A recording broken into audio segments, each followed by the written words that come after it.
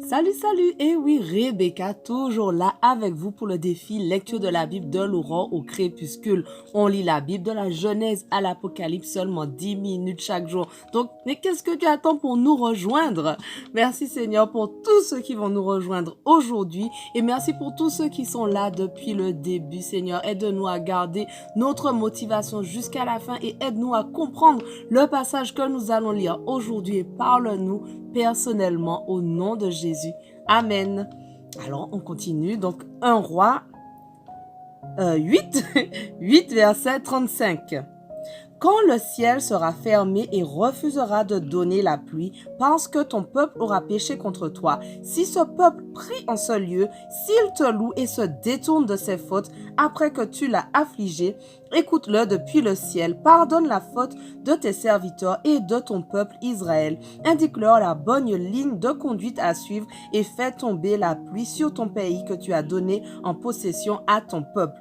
Quand la famine ou la peste sévira dans le pays, quand les céréales seront atteintes de maladies, quand surviendra une invasion de sauterelles ou de criquets, ou quand l'ennemi assiégera ton peuple dans les villes fortifiées du pays, quand quelque maladie ou quelque malheur s'abattra sur lui, si considérant sa peine, chacun tend les mains vers ce temple, veuille exaucer du ciel le lieu où tu demeures, les prières et les supplications que t'adressera tout homme ou tout ton peuple Israël. Pardonne-leur et interviens en traitant chacun selon sa conduite.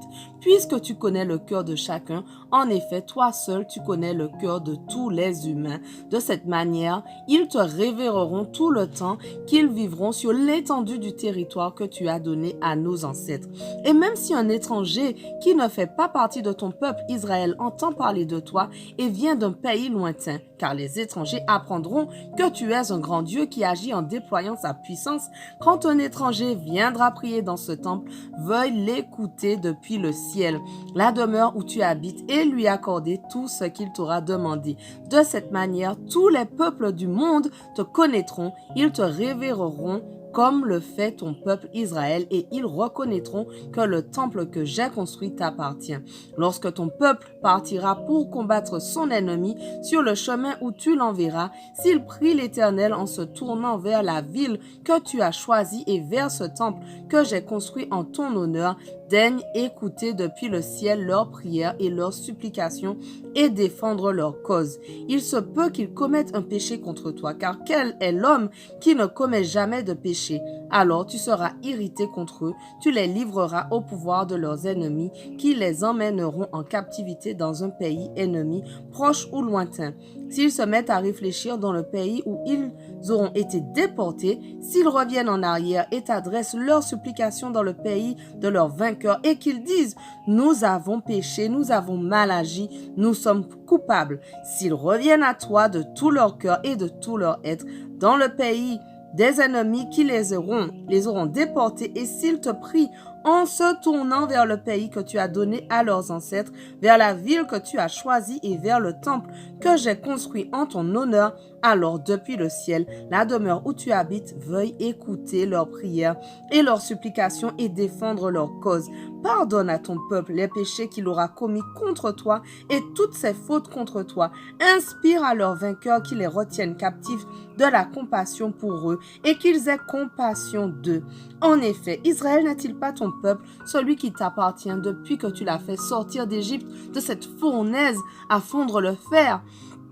Veuille considérer favorablement la supplication de ton serviteur et celle de ton peuple Israël pour les exaucer chaque fois qu'ils te prieront.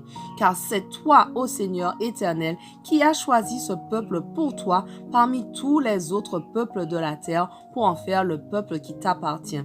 Comme tu l'as déclaré par l'intermédiaire de ton serviteur Moïse, quand tu as fait sortir nos ancêtres d'Égypte. Or, lorsque Salomon eut terminé toute cette prière de supplication à l'Éternel, il se releva de devant l'autel de l'Éternel, où il était resté agenouillé, les mains levées vers le ciel. Il se releva et d'une voix forte, il bénit toute l'assemblée d'Israël en disant « Loué soit l'Éternel qui a accordé la paix à son peuple Israël, conformément à ses promesses. En effet, aucune promesse de bienfait qu'il nous a faite par l'intermédiaire de son serviteur Moïse n'a manqué de se réaliser réalisé. Que l'Éternel notre Dieu soit avec nous comme il a été avec nos ancêtres. Qu'il ne nous abandonne jamais, qu'il ne nous délaisse pas, mais qu'il incline notre cœur vers lui pour que nous marchions dans les voies qu'il a prescrites pour nous, en obéissant à ses commandements, à ses ordonnances et ses lois qu'il a données à nos ancêtres. Puisse l'Éternel notre Dieu prendre en considération jour et nuit toutes les prières de supplication que je viens de lui présenter et défendre jour après jour la cause de son serviteur et de son peuple Israël. Ainsi, tous les peuples de la terre reconnaîtront que c'est l'Éternel qui est Dieu et qu'il n'y en a pas d'autre. Quant à vous, que votre cœur soit attaché sans réserve à l'Éternel, notre Dieu, pour que vous viviez d'une manière conforme à ses lois et que vous obéissiez à ses commandements comme c'est le cas aujourd'hui. Le roi et tout Israël offrirent des sacrifices devant l'Éternel. Salomon offrit à l'Éternel un sacrifice de communion pour lequel il immola 22 000 bœufs et 120 000 moutons. C'est de cette manière que le roi et tous les Israélites inaugurèrent le temple de l'Éternel. Ce même jour, le roi consacra l'intérieur de la cour qui s'étend devant le temple de l'Éternel pour y offrir les holocaustes, les offrandes et les graisses des sacrifices de communion. Car l'autel de bronze qui se trouvait devant l'Éternel était trop petit pour recevoir tous les holocaustes, les offrandes et les graisses des sacrifices de communion. Salomon et tout Israël célébrèrent la fête. Une grande assemblée de gens venus depuis la région de Lebo-Hamath jusqu'au torrent d'Égypte se tint devant l'Éternel notre Dieu. Pendant 7 jours, puis encore 7 autres jours, soit 14 jours en tout. Après cela, le 8e jour de la seconde semaine, Salomon renvoya le peuple. Les gens vinrent le bénir, puis chacun rentra chez soi. Tous étaient joyeux et avaient le cœur content à cause de tous les bienfaits que l'Éternel avait accordés à son serviteur David et à Israël. 1 Roi 9.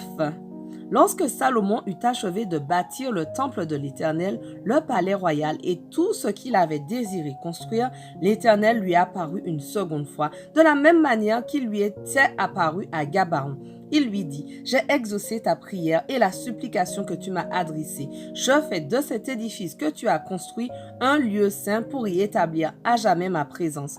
Je veillerai toujours sur lui et j'y aurai mon cœur. Quant à toi, si tu te conduis devant moi comme ton père David, avec un cœur intègre et droit, en faisant tout ce que je t'ai ordonné, si tu obéis aux ordonnances et aux lois que je t'ai données, je rendrai stable pour toujours ton trône royal sur Israël, comme je l'ai promis à ton père David lorsque je lui ai dit, il y aura toujours l'un de tes descendants sur le trône d'Israël. Mais si vous vous détournez délibérément de moi, vous et vos descendants, si vous n'obéissez pas à mes lois et à mes ordonnances que j'ai établies pour vous, et si vous allez rendre un culte à d'autres dieux et vous prosterner devant eux, je ferai disparaître le peuple d'Israël du pays que je lui ai donné. Je rejetterai loin de ma vue ce temple que j'ai consacré pour y être présent, et tous les peuples se moqueront d'Israël et ricaneront à son sujet. Quant à ce temple si glorieux, tous ceux qui passeront à proximité seront consternés et épouvantés. On s'exclamera, pourquoi l'Éternel a-t-il traité ainsi ce pays et ce temple? Et l'on répondra, c'est parce qu'ils ont abandonné l'Éternel leur Dieu, qui a fait sortir leurs ancêtres d'Égypte, parce qu'ils se sont attachés à d'autres dieux, qu'ils se sont prosternés devant eux et les ont adorés. Voilà pourquoi l'Éternel leur a infligé tout ce malheur. Salomon mit 20 ans pour construire les 2 édifices, le temple de l'Éternel et le palais royal. Comme Hiram, le roi de Tyr, lui avait fourni autant d'or et de bois, de cèdre et de cyprès qu'il avait voulu, Salomon lui céda 20 villes dans la région de Galilée. Hiram vint de Tyr pour examiner les villes que lui donnait Salomon, mais elles ne lui plurent pas et il s'exclama, « Qu'est-ce que ces villes que tu m'as données là, mon allié ?» Et il les appela pays de Kaboul, sans valeur, nom qu'elles ont conservé jusqu'à ce jour. Hiram avait envoyé au roi 3,5 tonnes d'or. Notre passage du jour touche à sa fin, mais on continue dès demain. On ne lâche rien. Sois au rendez-vous. Allez, sois béni.